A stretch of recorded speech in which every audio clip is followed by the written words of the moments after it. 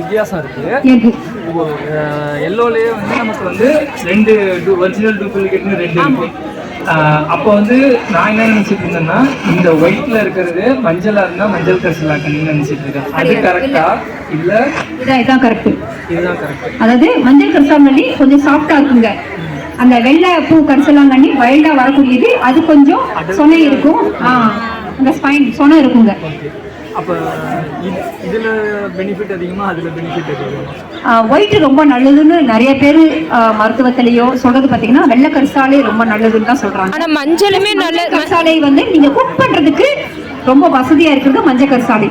ஆனால் அந்த வெள்ளைப்பூ வரக்கூடிய கரிசாலை தான் நீங்கள் எண்ணெய் காய்ச்சறதுக்கு சரிங்களா. ஏன்னா அதில் கருமை தன்மை அதிகம் கிடைக்கும். நீங்கள் வேற பிடிக்க பார்த்தீங்கன்னாலே தெரியும்.